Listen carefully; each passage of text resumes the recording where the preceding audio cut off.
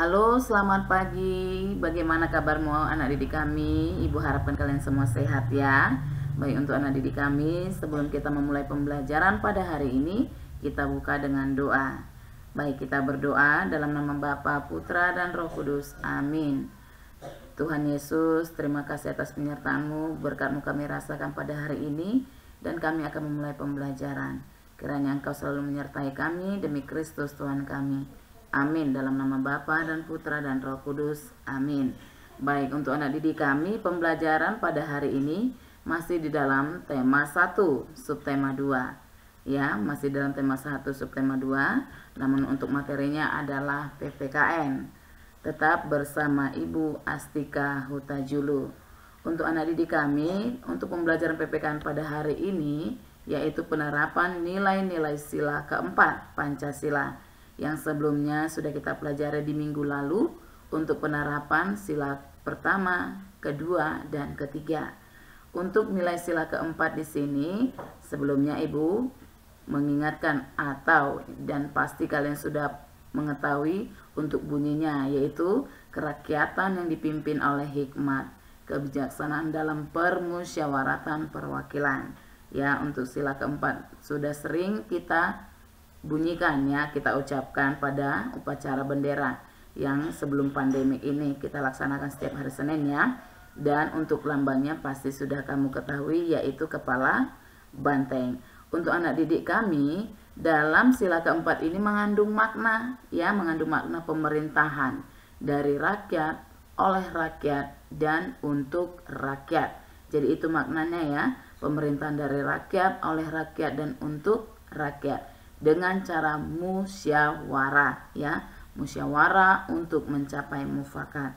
Jadi intinya di sini adalah musyawarah, yaitu suatu upaya bersama dengan sikap rendah hati ya, untuk memecahkan persoalan guna mengambil keputusan bersama dalam penyelesaian masalah.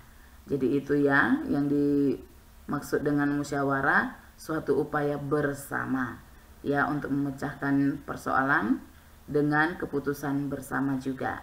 Baik, untuk anak didik kami, nilai-nilai yang terkandung dalam sila keempat seperti ini ya, mengutamakan kepentingan negara dan masyarakat ya, tidak memaksakan kehendak kepada orang lain ya, tetap mengutamakan musyawarah dalam mengambil keputusan untuk kepentingan bersama ya, menerima dan melaksanakan hasil musyawarah dengan rasa tanggung jawab, dan melaksanakan musyawarah dengan akal sehat sesuai dengan hati nurani yang luhur.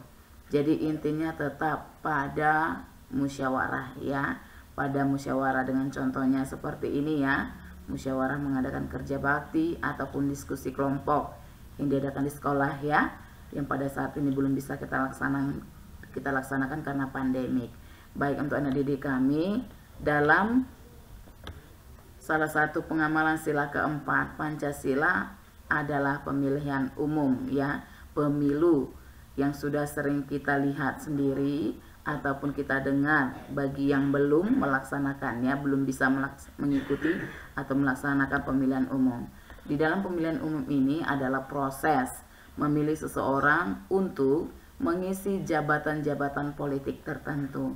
Jadi pemilu untuk memilih jabatan-jabatan tertentu ya, yang merupakan demokrasi Pancasila ya, yang merupakan demokrasi Pancasila ya. Jadi untuk dalam pemilihan umum ini seperti ini contohnya ya, yang memilih hak suara, gambarnya seperti ini, memilih hak suara, bisa memilih presiden, bisa memilih kepala desa ya.